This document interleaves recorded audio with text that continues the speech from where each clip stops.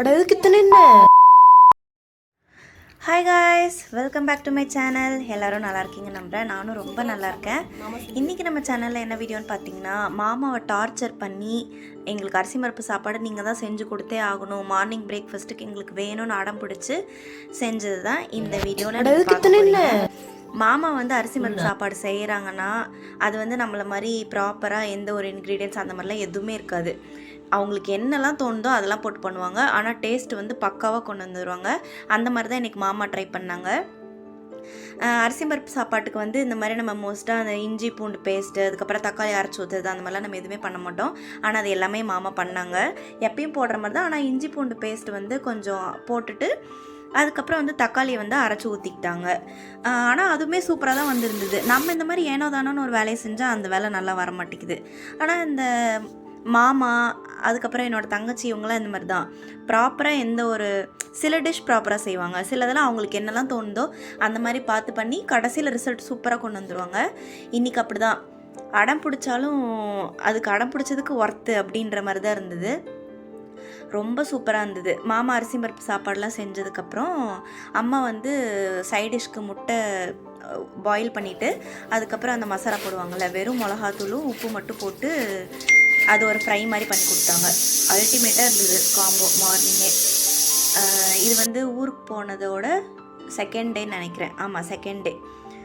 அம்மாவும் வந்து நானும் இது பண்ணி காமிக்கிறேன் அப்படின்னு சொல்லிட்டு ரெசிபி சொல்கிறதுக்காக அம்மாவும் நான் பண்ணுறேன், நீ வீடியோ எடுன்னு சொல்லியிருந்தாங்க.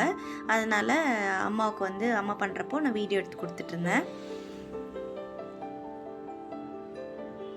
நம்ம ஃபேமிலியில் எல்லாருமே சூப்பராக சமைப்பாங்க. அம்மாயி, தமிழம்மா, அதுக்கப்புறம் எங்கள் அம்மா, எங்கள் அத்தை, மாமா எல்லாருமே சூப்பராக சமைப்பாங்க. உங்கள் வீட்டில் யார் நல்லா சமைப்பாங்க? அதே மாதிரி யார் இந்த மாதிரி வந்து ப்ராப்பராக இன்க்ரீடியன்ட்ஸ் இல்லாமல் இஷ்டத்துக்கு பண்ணி ரிசல்ட் சூப்பராக கொண்டு வந்துடுவாங்க? கண்டிப்பாக எல்லார் ஃபேமிலியிலையும் அப்படி ஒரு ஆள் இருப்பாங்க. அந்த மாதிரி உங்கள் வீட்டில் யாருன்னு மறக்காமல் எனக்கு கமெண்ட் செக்ஷனில் கமெண்ட் பண்ணுங்கள். லாஸ்ட்டாக ஃப்ளேவருக்காக கருவேப்பிலை போட்டு இறக்கிட்டாங்க அம்மா. சாப்பாடெலாம் பண்ணி எடுத்துகிட்டு வந்ததுக்கப்புறம் வரிசையாக எல்லோரும் தட்டு வச்சு திண்ணையில் உட்காந்து ஜம்முன்னு மார்னிங் பிரேக்ஃபாஸ்ட்டை முடிச்சிட்டோம். என்னோட பிரேக்ஃபாஸ்ட்டுக்கு வந்து அரிசி பருப்பு சாப்பாடு சாப்பிட்றேன்னு நினைக்காதீங்க. இங்கே வந்து ஊருக்கு போயிட்டாலே 3 வேளை அரிசி பருப்பு சாப்பாடு, பச்சை பயிறு கொள்ளுனா எல்லோரும் கண்ணை மூடிட்டு சரின்னு தான் சொல்லுவாங்க, வேண்டான்னு சொல்லவே மாட்டாங்க. அந்த மாதிரி ஒரு சூப்பரான சாப்பாடு தான் வந்து அரிசி பருப்பு சாதம்.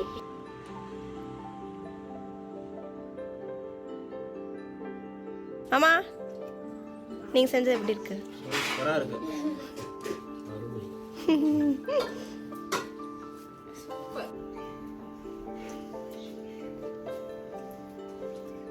சூப்பராக இருக்கு. எங்கள் அண்ணன் செஞ்ச சாப்பாடு நல்லா இருக்கா? மாமா இந்த டைம் நம்ம செய்கிற மாதிரி இல்லாமல் டிஃப்ரெண்ட்டாக செஞ்சாங்க. தக்காளியில் அரைச்சி ஊற்றி. ஆமாம், வித்தியாசம் தெரியுதா? இல்லை நம்ம செய்கிற மாதிரி தான் இருக்கா?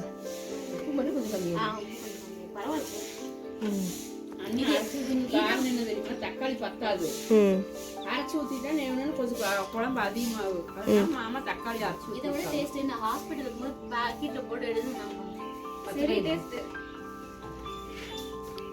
எல்லாரும் இப்படி குடும்பத்தோட உட்காந்து சாப்பிட்டீங்கன்னா சூப்பரா இருக்கும். சாப்பாடு சூப்பர்.